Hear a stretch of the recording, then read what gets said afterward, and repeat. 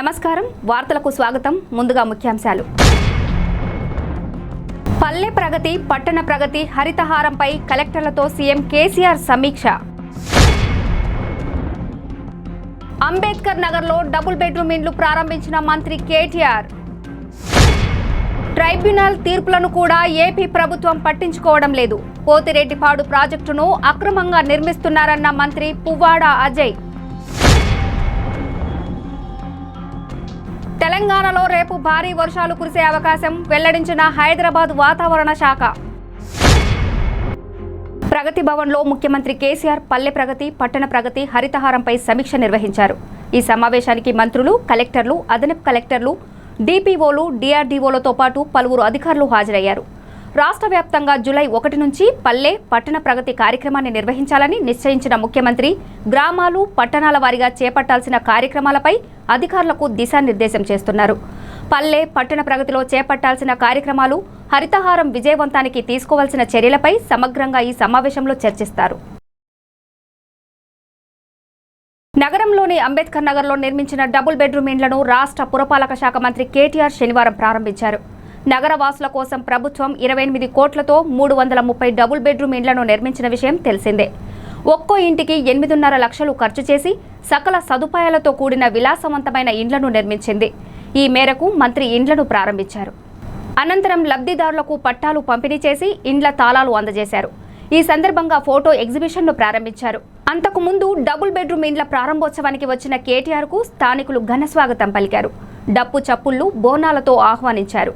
కార్యక్రమంలో మంత్రులు మహమూద్ అలీ, తలసాని శ్రీనివాస్ యాదవ్, జీహెచ్ఎంసీ మేయర్తో పాటు అధికారులు, నాయకులు పాల్గొన్నారు. అంబేద్కర్ నగర్ ఇప్పుడే నేను మాట్లాడుతుంటే ఒక అక్క చెప్పింది, ఎట్లున్న అంబేద్కర్ నగర్ ఎట్లయిందన్నా, నేను ఇక్కడ ఉండబట్టి 40 ఏళ్ళైంది, జీవితంలో ఎప్పుడు అనుకోలేదు, వర్షం చుక్క పడితే వణికిపోతుంటే అట్లాంటిది ఇంత మంచి ఇండ్లు వస్తాయని అనుకోలేదని చెప్తే చాలా సంతోషకరమైన పండుగ వాతావరణంలో ఈ దావత్ చేసుకుంటున్న మా ఆడబిడ్డలందరికీ పేరు పేరున హృదయపూర్వకంగా శుభాకాంక్షలు కూడా నేను తెలియజేస్తా ఉన్నా. ఇప్పుడే కొద్దిసేపు మాట్లాడుకున్నాం. మంత్రి గారు చెప్పినట్టు అక్కడ మా ఆడబిడ్డలందరితో కూర్చొని తింటున్నప్పుడు, నాస్తా చేస్తున్నప్పుడు అడిగిన ఎట్లా అనిపిస్తుంది అన్న. వాళ్ళందరూ ఇది ఒక్కటే మాట చెప్పారు, మేము ముందు మా తండ్రులు వచ్చిండ్రు ఇక్కడికి, ఎన్నడూ అనుకోలే అన్న, ఇంత మంచి వాతావరణం ఇల్లు వస్తే అనుకోలేదు. అది కూడా ఒక ప్రైవేట్ ఓడిగిన ఇక్కడ కడితే ఇదే జాగల ప్రైవేట్ అపార్ట్మెంట్ ఉంటే 1.5 కోటి అవుతుండే, అది మాకు ఇలా. ఆంధ్రప్రదేశ్ సీఎం జగన్ అక్రమ నీళ్ల తరలింపు పరాకాష్ఠకు చేరిందని, ఏపీ నీటి చౌర్యాన్ని తప్పకుండా అడ్డుకుంటామని మంత్రి పువ్వాడ అజయ్ అన్నారు. కేంద్రానికి అబద్ధాలు చెబుతూ ఆంధ్రప్రదేశ్ ప్రభుత్వం అక్రమ ప్రాజెక్టులు నిర్మిస్తున్నదని ఆగ్రహం వ్యక్తం చేశారు. దీనికి కేంద్రంలోని బీజేపీ ప్రభుత్వం సన్నాయి నొక్కులు నొక్కుతున్నదని విమర్శించారు. ఆ రోజున ఆ ఎన్నికల సందర్భంలో ఆయన పాస్పోర్ట్ తీసుకోవాలా, వీసాలు తీసుకోవాలని మాట్లాడిన వ్యక్తి, వారి పిల్లలు కూడా అదే మాట్లాడారు. తెలంగాణ పట్ల ఎప్పుడు వివక్ష చూపిన కుటుంబం ఆ కుటుంబం. అట్లాంటి వాళ్ళు ఇవాళ తెలంగాణ హక్కుల పరిరక్షణ కోసమని ఒక ఆమె మాట్లాడుతూ ఉంది. అవతలుండి మరి ఆ తెలంగాణ రాష్ట్రం యొక్క హక్కుల్ని భంగం కలిగిస్తూ మన ప్రజల నోట్లో మట్టి కొట్టేదానికి మరి రాయలసీమ లిఫ్ట్ ఇరిగేషన్ ప్రాజెక్టును తీసుకుంటున్న జగన్మోహన్ రెడ్డి తప్పకుండా తెలంగాణ రాష్ట్రం పట్ల ఆయన అనుసరిస్తున్న వైఖరిని మేము ఎండగడతాం. తప్పకుండా మేము దాన్ని అడ్డుకొని తీరుతాం. ఏ స్థాయికైనా సరే మేము ఉద్యమించడానికి తెలంగాణ మంత్రులు కానీ, ప్రజాప్రతినిధులు కానీ, లేదా టీఆర్ఎస్ శ్రేణులు కానీ మేమందరం కూడా గట్టిగా దాన్ని ఎదుర్కొంటాం, ప్రతిఘటిస్తామని చెప్పి తెలియజేస్తా ఉన్నాం. ఎందుకంటే వాళ్ళ మంత్రులు ఇంక చెప్తా ఉన్నారు, మేము గ్లాసుడు కూడా తీసుకోలేదు, చెంచాడు కూడా తీసుకోలేదు, మేము నీటి వాటాలంటే ఒరిజినల్లీ శ్రీశైలం ప్రాజెక్ట్ అనేది పవర్ ప్రాజెక్టు. ఇవాళ పవర్ ఆపమని చెప్పే హక్కు నీకు ఎక్కడుంది అసలుకి? Srisailam project was not a irrigation project, అది పవర్ ప్రాజెక్ట్. పవర్ ఉత్పత్తి చేసి తద్వారా అక్కడి నుంచి ఉత్పత్తి చేసిన వాటర్ని నాగార్జున సాగర్ పంపడం ద్వారా నాగార్జున సాగర్ కింద ఉన్న ఆయకట్టుకి నీళ్ళు ఇచ్చే కార్యక్రమం.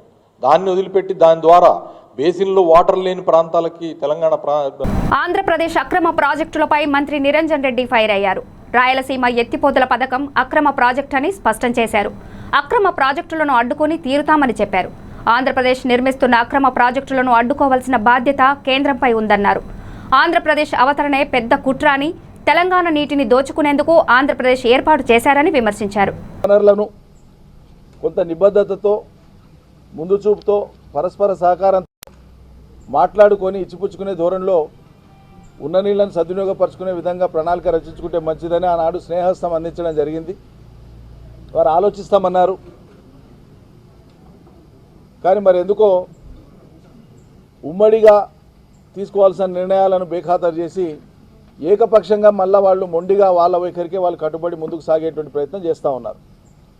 దీని మీద మనం ఒక ప్రభుత్వంగా, రాజ్యాంగబద్ధమైన ప్రభుత్వంగా ఇటువంటి అంశాలను తేల్చేటువంటి రాజ్యాంగబద్ధ సంస్థలు కానీ కేంద్ర ప్రభుత్వం నియమించినటువంటి సంస్థలు కానీ ఉన్నాయి కాబట్టి అంశాన్ని తేల్చవలసింది వాళ్ళు కాబట్టి వీధి పోరాటం అనేటువంటిది ఉండదు దీంట్లో.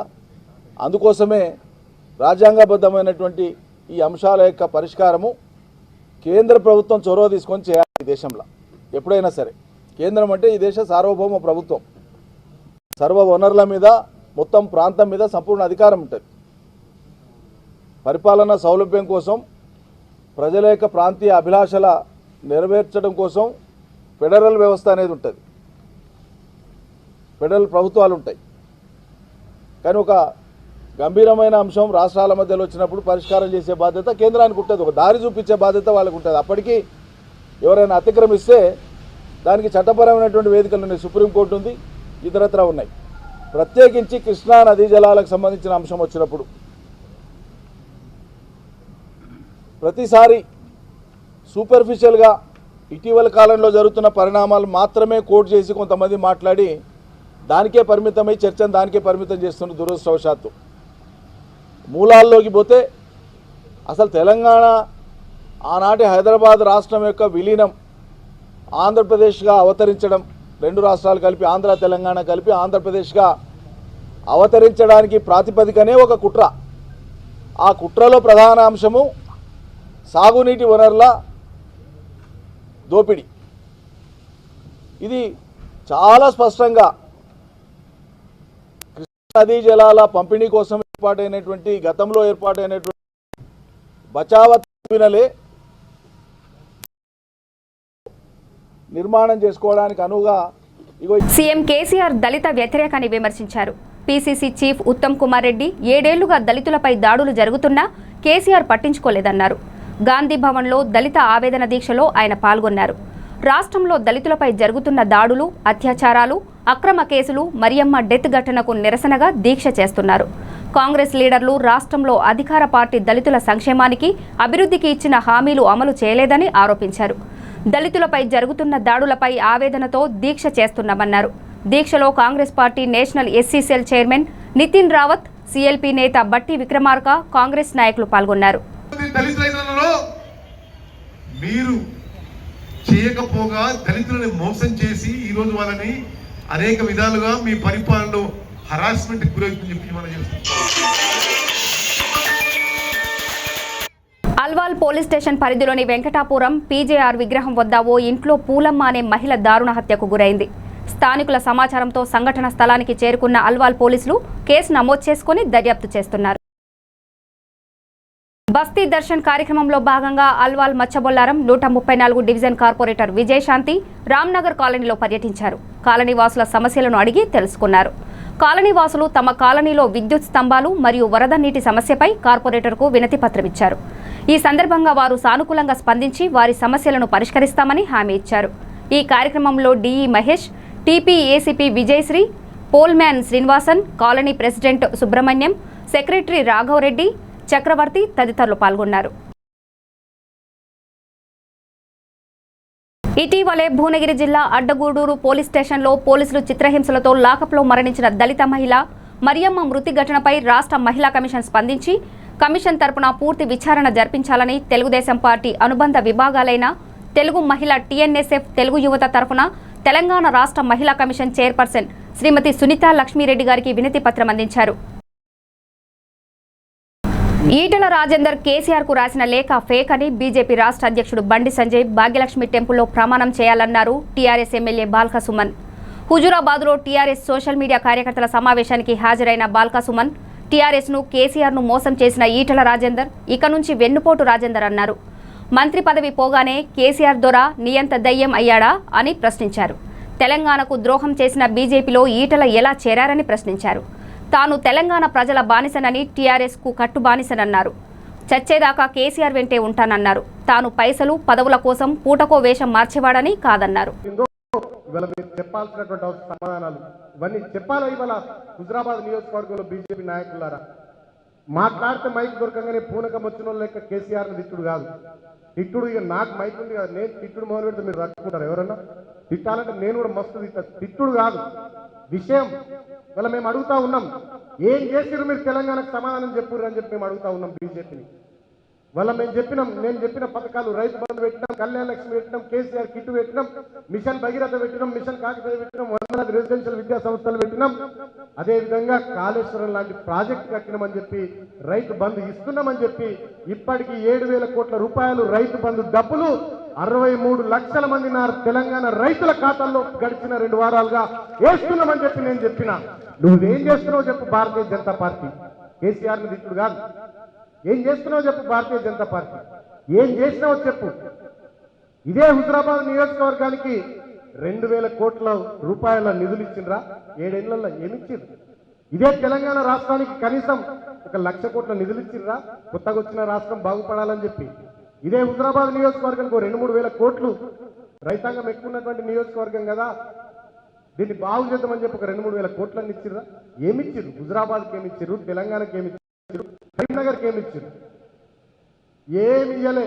ఎంతసేపటికి కేసీఆర్ గారి మీద విమర్శలు, టీఆర్ఎస్ మీద విమర్శలు, దానితోని పబ్బం గడుపుకునేటటువంటి ప్రయత్నం తప్ప ఇప్పటిదాకా తెలంగాణకు భారతీయ జనతా పార్టీ చేసింది లేదు. కాబట్టి అలాంటి భారతీయ జనతా పార్టీ రాష్ట్ర స్థాయి నాయకుల వల్ల హుజరాబాద్ నియోజకవర్గంలో గ్రామాలకు, మండలాలకు, పట్టణాలకు వస్తూ ఉన్నారు. చెప్పడానికి ఏం లేదు, చేయడానికి ఏం లేదు. కాబట్టి కోట్ల రూపాయల డబ్బు సంచులు పట్టుకొని వస్తూ ఉన్నారు. వచ్చి ఇక్కడ డబ్బులతో ఇక్కడ ప్రజల్ని మభ్య పెట్టాలని చూస్తూ ఉన్నారు. ఉల్టా మన వాళ్ళే టీఆర్ఎస్ వాళ్ళు ఇట్లా చేస్తున్నారు, అట్లా చేస్తున్నారు. ఉల్టా చోర్ కొత్తవాళ్ళకు డాక్టర్ అన్నట్టుగా దొంగ నడిచినట్టుగా ఉల్టా వాళ్ళు మనల్ని విమర్శిస్తూ ఉన్నారు. డబ్బులతోని రాజకీయం చేసే నీచ సంస్కృతి ఇవాళ ఈ దేశంలో భారతీయ జనతా పార్టీది కాదా అని చెప్పి నేను అడుగుతా ఉన్నా, ప్రశ్నిస్తా ఉన్నా. సోదరులారు, ఒక విషయం ఆలోచన చేయండి. మొన్న పశ్చిమ బెంగాల్ ఎన్నికలు జరిగితే ఎన్ని కోట్ల డబ్బులు అక్కడ దొరికినాయో మీరు ఒక్కసారి గూగుల్లో సెర్చ్ చేయండి. బీజేపీ లీడర్ల కార్లల్లో ఎన్ని కోట్ల డబ్బుల సంచులు మొన్న పశ్చిమ బెంగాల్ ఎన్నికల్లో దొరికినాయో మీరు ఒక్కసారి ఆలోచన చేయండి. అన్ని కోట్ల డబ్బులతో పశ్చిమ బెంగాల్ మీద కషాయపు జెండా ఎగిరేయాలని చూసినా అక్కడి ప్రజానికం దీది మా బిడ్డ, మా పశ్చిమ బెంగాల్ బిడ్డ, మా బిడ్డనే మాకు కావాలని చెప్పి అక్కడ దీది దిక్కున్నారు తప్ప గడ్డం మోడీ దిక్కు లేరు. మొన్నటి పశ్చిమ బెంగాల్ ఎన్నికల్లో రుజువు చేసిన వాళ్ళు ఇవాళ కూడా రాబోయే హుజరాబాద్ ఎన్నికల్లో అదే జరగాలి. మా నికార్సైన తెలంగాణ బిడ్డ, తెలంగాణ రాష్ట్రం కోసం పోరాటం చేసిన బిడ్డ, తెలంగాణ తెచ్చిన తెలంగాణను బాగు చేస్తున్న బిడ్డ, మా ఇంటి బిడ్డ, మా కేసీఆర్ దిక్కే మేము ఉంటామని హుజరాబాద్ నియోజకవర్గ ప్రజానీకం అంతా కూడా ముక్త కంఠంతో తీర్పునిచ్చే విధంగా మనం చేసిన పనులు, చేయబోయే పనులన్నింటినీ, వీళ్ళు చేసే దుష్ప్రచారాలన్నింటినీ తిప్పికొడుతూ గ్రామాన మన సైనికులు, గులాబీ కార్యకర్తలు ముందుకు పోవాల్సినటువంటి అవసరం ఉంది సోదరులారా. కాబట్టి దానికోసం భారత్లో కొత్త కరోనా కేసులు 50,000 దిగువకు చేరాయి. దేశంలో నిన్న 48,698 కరోనా కేసులు నమోదయ్యాయని కేంద్ర వైద్య ఆరోగ్య మంత్రిత్వ శాఖ ప్రకటించింది. దాని ప్రకారం 24 గంటల్లో 64,818 మంది కోలుకున్నారు. దేశంలో నమోదైన మొత్తం కరోనా కేసుల సంఖ్య 3,83,143కు చేరింది. ఇక మరణాల విషయానికొస్తే నిన్న 1,183 మంది కరోనాతో ప్రాణాలు కోల్పోయారు. దీంతో మృతుల సంఖ్య మొత్తం 3,94,493కు పెరిగింది. దేశంలో కరోనా నుంచి ఇప్పటి వరకు 2,91,93,085 మంది కోలుకున్నారు. 5,95,565 మందికి ప్రస్తుతం ఆసుపత్రులు, హోం క్వారంటైన్లలో చికిత్స అందుతోంది. కాగా కేరళలో కరోనా మహమ్మారి ఉధృతి ఇంకా తగ్గలేదు. అక్కడ రోజువారీ కరోనా పాజిటివ్ కేసుల సంఖ్య పెద్ద ఎత్తున నమోదవుతున్నది. తాజాగా శుక్రవారం కూడా 11,546 మందికి కరోనా పాజిటివ్ వచ్చింది. రోజువారీ కరోనా రికవరీల సంఖ్య కూడా భారీగానే ఉంటున్నది. శుక్రవారం మొత్తం 11,056 మంది కరోనా బాధితులు ఆ మహమ్మారి బారి నుంచి బయటపడ్డారు. దేశంలో ఇంధన ధరల పెంపు కొనసాగుతున్నది. శనివారం లీటర్ పెట్రోల్పై 35 పైసలు, డీజిల్పై 37 పైసలు పెంచాయి. తాజాగా పెంచిన ధరలతో లీటర్ పెట్రోల్ ధర ₹98.11 చేరగా డీజిల్ ధర ₹88.65 పెరిగింది. మే 4వ తేదీ తర్వాత ఇంధన ధరలు పెరగడం ఇది 31వసారి. ఇప్పటి వరకు పెట్రోల్పై ₹7.79, డీజిల్పై ₹7.87 వరకు చమురు కంపెనీలు పెంచాయి. దేశ ఆర్థిక రాజధాని ముంబైలో లీటర్ పెట్రోల్ ధర 104 రూపాయలు దాటింది. లీటర్ పెట్రోల్ ధర ₹10.22 పెరగ్గా డీజిల్ ధర 96.16 చేరింది. హైదరాబాద్లో పెట్రోల్ ₹102కు చేరువైంది. ప్రస్తుతం ₹101.96 పెరిగింది. రాష్ట్రంలోని పలు జిల్లాల్లో రేపు భారీ వర్షాలు కురిసే అవకాశం ఉందని వాతావరణ శాఖ ప్రకటించింది. జార్ఖండ్ నుంచి దక్షిణ ఒడిశా వరకు ఉపరితల ద్రోణి విస్తరించి ఉంది. అది సముద్ర మట్టానికి 0.9 కిలోమీటర్ల ఎత్తు వరకు వ్యాపించి ఉన్నది. దీంతో రాష్ట్రంలో పశ్చిమ వాయువ్య దిశల నుంచి కింది స్థాయిలో గాలులు వేస్తున్నాయి. వీటి ప్రభావంతో రేపు పలు జిల్లాల్లో భారీ వర్షాలు కురిసే అవకాశం ఉందని వెల్లడించింది. కొన్ని ప్రదేశాల్లో ఓ మోస్తరు వానలు కురుస్తాయని తెలిపింది. ప్రస్తుతం వాతావరణ పరిస్థితుల పరంగా చూసుకున్నట్లయితే ఉపరితల ఆవర్తనం ఒకటి ఒడిషా తీర ప్రాంతాల్లో 0.9 కిలోమీటర్ల నుండి 2.1 కిలోమీటర్ల ఎత్తున కొనసాగుతుంది. నిన్నటి వరకు కొనసాగుతున్నటువంటి ద్రోణి జార్ఖండ్ పరిసర ప్రాంతాల్లో ఈరోజు బలహీనపడింది. అట్లాగే చూసుకుంటే తెలంగాణ రాష్ట్రంలో ముఖ్యంగా కూడా ఈరోజు ఈ వాయువు గాలులు అట్లాగే ఈ పశ్చిమ గాలులు ప్రస్తుతానికి వీస్తున్నాయి.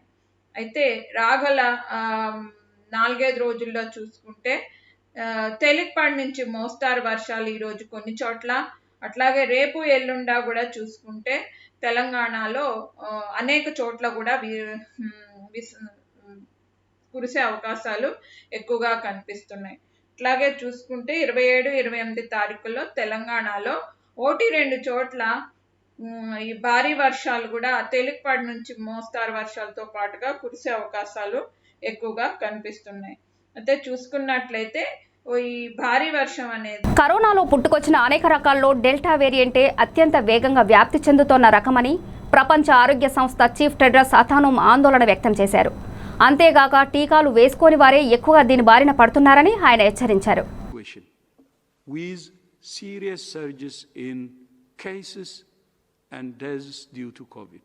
అల్వాల్ పోలీస్ స్టేషన్ పరిధిలోని హస్మత్పేట్, సత్యసాయి ఎన్క్లేవ్, మనోవికాస్ నగర్లో మంగతయారు అనే వృద్ధురాలి హత్య కేసులో ఆసక్తికర విషయాలను వెలుగులోకి వస్తున్నాయి. ఇక వివరాల్లోకి వెళ్తే అల్వాల్, సత్యసాయి ఎన్క్లేవ్, మనోవికాస్ నగర్లో ఓ ఇంట్లో కిరాయికి ఉంటున్న రాజేష్ గౌడ్ అనే వ్యక్తి ఇంటి యజమానిని అతి కిరాతకంగా హతమార్చి బాత్రూంలో మృతదేహాన్ని దాచిపెట్టి చేతికి ఉన్న బంగారు గాజులను ఓ ఫైనాన్స్లో తాకట్టు పెట్టి ₹1,99,900 రుణం తీసుకుని అప్పులు తీర్చుకున్నాడని ఏసీపీ తెలిపారు. లాక్డౌన్ కారణంగా హంతకుడు రాజేష్ గౌడ్ ఉద్యోగం కోల్పోయి అప్పుల పాలవ్వడంతో బంగారు గాజుల గురించే మంగతయారును హతమార్చినట్లు పోలీసులు తెలిపారు. నిందితుడు రాజేష్ గౌడ్ ఇంట్లో నల్లా పనిచేయడం లేదంటూ మంగతయారును తన గదికి పిలిచి ఆమె ఇంట్లోకి రాగానే ఆమెపై దాడి చేసి కొట్టడంతో కింద పడిపోయింది. వెంటనే ల్యాప్టాప్ వైర్ను మెడకు బిగించి ఊపిరి ఆడకుండా చేసి హత్య చేశాడని, ఆమె చనిపోయిందని నిర్ధారించుకున్న తర్వాత ఆమె చేతికి ఉన్న 4 బంగారు గాజులతో పాటు రింగును, సెల్ ఫోన్ను తీసుకుని పారిపోయాడు. బంగారు ఆభరణాలను స్థానికంగా ఓ ఫైనాన్స్లో కుదువపెట్టి డబ్బులు తీసుకుని అప్పులు ఇచ్చిన వారికి ₹1,35,000 చెల్లించి మిగతా డబ్బులను బ్యాంక్ అకౌంట్లో వేసుకున్నట్లు పోలీసులు తెలిపారు. ఈ నెల 23వ తారీఖున 23 జూన్ 2021 ఆల్వాల్లో మనోవికాస్ నగర్ సత్యసాయి ఎన్క్లేవ్ మనోవికాస్ నగర్ ఆల్వాల్లో ఒక మర్డర్ కేసు రిపోర్ట్ అయింది. ఆ మర్డర్ కేసులో మహిళ మంగతయారు గారని ఆవిడ 70 సంవత్సరాల వయసు గల మహిళ, వారు ఉన్న సొంత ఇంట్లో G+2 పోస్టల్ ఇల్లు ఉందన్నమాట. అందులో గ్రౌండ్ ఫ్లోర్లో ఒక 1 బెడ్రూమ్ 3 బెడ్రూమ్ హాల్ ఉన్న హౌస్ ఒకటి ఉంది. సెకండ్ ఫ్లోర్లో 2 పోర్షన్స్ ఉన్నాయి. ఫస్ట్ ఫ్లోర్లో ఒక పోర్షన్ ఉంది. ఈ మహిళ ఎవరైతే ఉన్నారో వారు ఆవిడకి 2 సంతానం ఉన్నారు. ఒక ఆయన ఆవిడ కొడుకు, ఒక ఆయన ఢిల్లీలో ఆర్మీలో కల్నల్ ర్యాంక్ అధికారిగా పనిచేస్తున్నారు. ఇంకో కుమారుడు అమెరికాలో ఉద్యోగం చేస్తున్నారు. వాళ్ళకి ఇంకొక కూతురు కూడా ఉంది, 3వ సంతానం. ఆవిడ అదే ఏరియాలో మనోవికాస్ నగర్లో పక్క లైన్లో ఆవిడ వారి భర్తతో కలిసి ఉంటున్నారు. సో 23వ తారీఖున ఒక కేసు రిపోర్ట్ అయిందనగా మన ఇన్స్పెక్టర్ గారు, డిఎస్పీ కిరణ్, వారి బృందం, ఆఫీసర్స్, ఎస్ఐస్ అందరూ కూడా మర్డర్ కేసు మర్డర్ అయిందని చెప్పగానే అక్కడ వెళ్ళి క్షుణ్ణంగా పరిశీలించారు. అందులో ఒక మహిళ, ఎవరైతే మంగతయారిన 75 సంవత్సరాల పెద్ద మహిళ ఉన్నారో వారు బాత్రూంలో చనిపోయి పడి ఉన్నారు. అది క్షుణ్ణంగా దర్యాప్తు చేసిన తర్వాత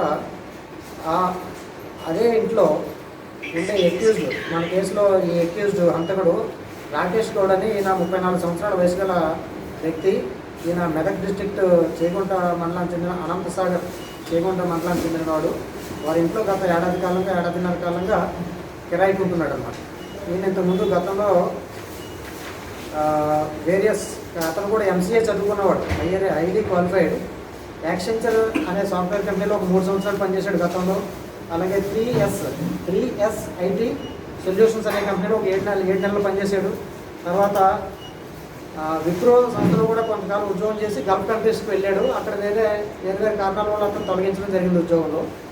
తర్వాత అక్కడ ఈయనకి కూడా రాకేష్ గౌడ్ అన్న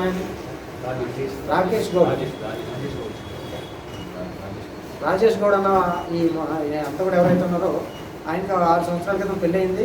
పెళ్ళైనప్పటి నుంచి భార్యతో కొంచెం మనస్పర్ధలు ఉండడంతో వారు చిన్న కొట్లాట్లు జరుగుతున్నాయి అన్నమాట. అయితే ఇంట్లో కాపురం వచ్చిన గత ఏడాదిన్నర కాలంగా ఈ పెద్ద ఆవిడ మహిళ తరచుగా సర్ది చెప్పడం జరిగేదట. అంటే చిన్న భార్య భర్తలు కొట్లాట అంత కొంచెం సర్ది చెప్పి కలిసి ఉండమని ప్రోత్సహించడం, అట్లా కొంచెంగా పెద్ద మనసుగా వ్యవహరిస్తూ వాళ్ళు ఏదో కొంచెం మందలించడం అట్లా చేసేది. దాని మీద కొంచెం పరిచయం ఏర్పడింది. తర్వాత వీరికి గత 3-4 నెలలుగా ఎక్కడ ఉద్యోగం లేకపోవడం ఒకటి, తర్వాత ఆర్థిక సమస్యలతో బాధపడుతున్నాడు. వార్తలు ముగించే ముందు ముఖ్యాంశాలు మరోసారి. పల్లె ప్రగతి, పట్టణ ప్రగతి, హరితహారంపై కలెక్టర్లతో సీఎం కేసీఆర్ సమీక్ష.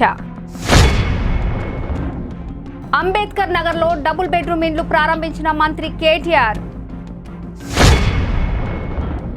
ట్రైబ్యునల్ తీర్పులను కూడా ఏపీ ప్రభుత్వం పట్టించుకోవడం లేదు. పోతిరెడ్డిపాడు ప్రాజెక్టును అక్రమంగా నిర్మిస్తున్నారన్న మంత్రి పువ్వాడ అజయ్. తెలంగాణలో రేపు భారీ వర్షాలు కురిసే అవకాశం వెల్లడించిన హైదరాబాద్ వాతావరణ శాఖ. ఇవి ఈనాటి వార్తా విశేషాలు. మరో బులెటిన్లో మళ్ళీ కలుద్దాం. నమస్తే.